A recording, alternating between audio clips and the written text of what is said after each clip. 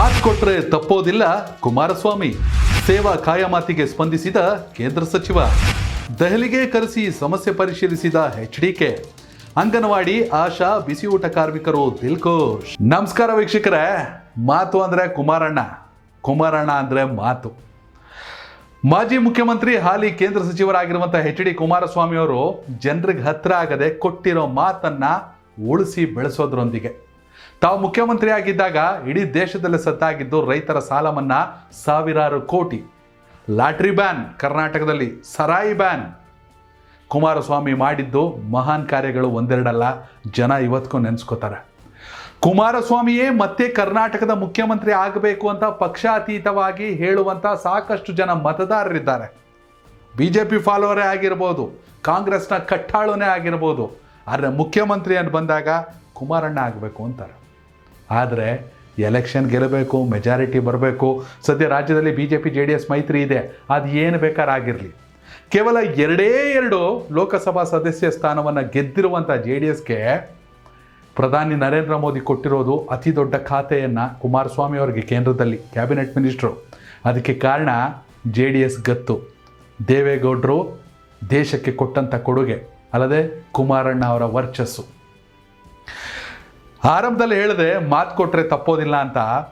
ಅಂಗನವಾಡಿ ಕಾರ್ಯಕರ್ತೆಯರು, ಆಶಾ ಕಾರ್ಯಕರ್ತೆಯರು, ಬಿಸಿಯೂಟ ಕಾರ್ಯಕರ್ತೆಯರು ಡಿಸೆಂಬರ್ 1ನೇ ತಾರೀಕಿಂದ ಕೇಂದ್ರ ಸಚಿವರ ರಾಜ್ಯದ ನಿವಾಸದ ಮುಂದೆ ಪ್ರತಿಭಟನೆ ಕೂತ್ಕೊಂಡಿದ್ರು ಮಂಡ್ಯದಲ್ಲಿ. ನಮಗೆ ಸೇವಾ ಕಾಯಮಾತಿ ಕೊಡಿ, ನಮ್ಮನ್ನು D ದರ್ಜೆ C ದರ್ಜೆ ನೌಕರರು ಅಂತ ಪರಿಗಣಿಸಿ, ಯಾಕೆಂದರೆ ನಾವು ತುಂಬ ಕಷ್ಟಪಡ್ತೀವಿ ಅಂತ. ಇಂಜಿನಿಯರಿಂಗ್ ಪಾಠ ಮಾಡಿದವರು, ಡಿಗ್ರಿಲಿ ಪಾಠ ಮಾಡ್ತಾರೋ ಗುರುಗಳು ಎಷ್ಟು ಮುಖ್ಯನೋ, ಅಂಗನವಾಡಿಯಲ್ಲಿ ಅನ್ನು ತಿದ್ದಿ ಬರೆಸ್ತಾರಲ್ಲ, ಬಿಸಿ ಊಟವನ್ನು ಕೊಡ್ತಾರಲ್ಲ, ಮನೆಗೆ ಹೋಗಿ ವಿಚಾರಿಸ್ತಾರಲ್ಲ ಆಶಾ ಕಾರ್ಯಕರ್ತೆಯರು, ಇವರು ಕೂಡ ಅಷ್ಟೇ ಮುಖ್ಯ. ಇದೇ ಕಾರಣಕ್ಕಾಗಿ ಆ ಸಮಸ್ಯೆಯನ್ನು ಮನಗಂಡಂಥ ಕುಮಾರಸ್ವಾಮಿಯವರು ಮಂಡ್ಯ ಜಿಲ್ಲಾಧಿಕಾರಿಗಳಿಗೆ ಫೋನ್ ಮಾಡಿ, ಅದು ಯಾರ್ಯಾರು ಲೀಡ್ರ್ ಅವರೇ ಇಮಿಡಿಯೇಟ್ ಡೆಲ್ಲಿ ಕಳಿಸಿ, ನಾನು ಅವ್ರ ಜೊತೆ ಮಾತಾಡ್ತೀನಿ, ಅವ್ರು ಉಳ್ಕೊಳ್ಳೋ ವ್ಯವಸ್ಥೆ, ಅವ್ರಿಗೆ ವಿಮಾನಯಾನ ವೆಚ್ಚ ಏನಿದೆ ಎಲ್ಲವನ್ನು ನಾವು ನೋಡ್ಕೋತೀವಿ, ಕಳಿಸ್ಕೊಡಿ ಅಂದರು. ಹೆಚ್ಚು ಕಡಿಮೆ 12 ಜನ ಅನಿಸುತ್ತೆ. 12 ಜನರನ್ನು ಒಳಗೊಂಡಂಥ ನಿಯೋಗ ಡೆಲ್ಲಿಗೆ ಹೋಯ್ತು. ಏನು ಕುಮಾರಸ್ವಾಮಿ ಅವರು ಒಬ್ಬರೇ ಕೂರಿಸ್ಕೊಂಡ್ರಾ? ನೆವರ್. ಕೇಂದ್ರದ ಮಹಿಳಾ ಮತ್ತು ಮಕ್ಕಳ ಕಲ್ಯಾಣ ಸಚಿವೆ ಅನ್ನಪೂರ್ಣಾದೇವಿ, ಹಾಗೆಯೇ ಕೇಂದ್ರದ ಶಿಕ್ಷಣ ಸಚಿವ ಧರ್ಮೇಂದ್ರ ಪ್ರಧಾನ್ ಅವರನ್ನು ಭೇಟಿ ಮಾಡಿಸಿ ತಾವು ಕೂರಿಸ್ಕೊಂಡು ಒಂದೊಂದೇ ಸಮಸ್ಯೆಯನ್ನು ಕೂಲಂಕುಷವಾಗಿ ಪರಿಗಣಿಸಿದ್ರು. ಅಂಗನವಾಡಿ ಕಾರ್ಯಕರ್ತೆಯರಿಗೆ ಮಾಸಿಕ 25,000, ಹಾಗೆಯೇ ಬಿಸಿಯೂಟ ಕಾರ್ಯಕರ್ತೆಯರಿಗೆ ಮಾಸಿಕ 15,000. ನಮಗೂ ಒಂಚೂರು ಹೊಟ್ಟೆಪಾಡು ನಡೀಬೇಕು, ಸೇವಾ ಕಾಯಮಾತಿ ಕೊಡಿ, ಒಂದೊಳ್ಳೆ ವೇತನ ಕೊಡಿ ಅಂತ ಕೇಳ್ಕೊಂಡ್ರು. ಅವರಿಟ್ಟಂಥ ಬೇಡಿಕೆಗಳು. ಹಲವು ವರ್ಷಗಳಿಂದ ನಿರಂತರವಾಗಿ ಸೇವೆ ಸಲ್ಲಿಸಿರುವ ನಮಗೆ ಯೋಜನಾ ಕಾರ್ಯಕರ್ತರು ಅನ್ನೋ ಒಂದು ಪಟ್ಟಣ ಕೊಡಿ, ನಮಗೂ ಕಾಯಮಾತಿ ಕೊಡಿ. ಅಂಗನವಾಡಿ ಕಾರ್ಯಕರ್ತೆಯರಿಗೆ C ಗ್ರೂಪು, ಹಾಗೆಯೇ ಬಿಸಿಯೂಟ ಕಾರ್ಯಕರ್ತೆಯರಿಗೆ D ಗ್ರೂಪು, ನೌಕರರು ಅಂತ ನಮಗೂ ಮಾನ್ಯತೆ ಕೊಡಿ ಅಂತ ಕೇಳ್ಕೊಂಡ್ರು. ಕುಮಾರಸ್ವಾಮಿ ಅವರು ಡೆಲ್ಲಿಗೆ ಕರೆಸ್ಬಿಟ್ಟು ಇಷ್ಟೆಲ್ಲ ಮಾತಾಡ್ಸೋರೆ ಅಂತ ಅಂದಮೇಲೆ ಅದೇನು ಬಗೆಹರಿದಿರೋ ಸಮಸ್ಯೆ ಏನಲ್ಲ.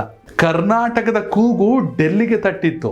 ಇಷ್ಟು ವರ್ಷದಲ್ಲಿ ಯಾವ ಜನಪ್ರತಿನಿಧಿಗಳು ಮಾಡಿದ, ಏನು ಕರ್ನಾಟಕದಲ್ಲಿ ಏನು ಕೇಂದ್ರದಲ್ಲಿ ಸಚಿವರಾಗಲೇ ಅಲ್ವಾ, ಜನ ಆಗವ್ರೆ. ಅಂಥ ಸಮಸ್ಯೆಯನ್ನು, ಇತ್ತೀಚಿನ ವರ್ಷಗಳಲ್ಲಿ ಕಂಡು ಬಂದಂಥ ಸಮಸ್ಯೆಯನ್ನು ಕುಮಾರಸ್ವಾಮಿ ಅವರು ಕ್ಷಣ ಮಾತ್ರದಲ್ಲಿ ಬಗೆಹರಿಸುವಂಥ ಒಂದು ತೀರ್ಮಾನ ಕೈಗೊಂಡಿದ್ದಾರೆ. ಇದರಿಂದ ದೆಹಲಿಗೆ ಹೋಗಿದ್ದಂಥ ಸಂಪೂರ್ಣ ನಿಯೋಗ ಖುಷಿಯಾಗಿದೆ. ಇದಕ್ಕೆ ಹೇಳೋದು ಕುಮಾರಸ್ವಾಮಿ ಅವರು ಮಾತು ಕೊಟ್ಟರೆ ತಪ್ಪೋದಿಲ್ಲ ಅಂತ. ಏನಾಗಬೇಕು? 2028 ಚುನಾವಣೆಗೆ ಕುಮಾರಣ್ಣ ರಾಜ್ಯಕ್ಕೆ ಬರಬೇಕಾ? ನಿಮ್ಮ ಅಭಿಪ್ರಾಯನ ಕಾಮೆಂಟ್ ಮಾಡಿ. ಧನ್ಯವಾದಗಳು.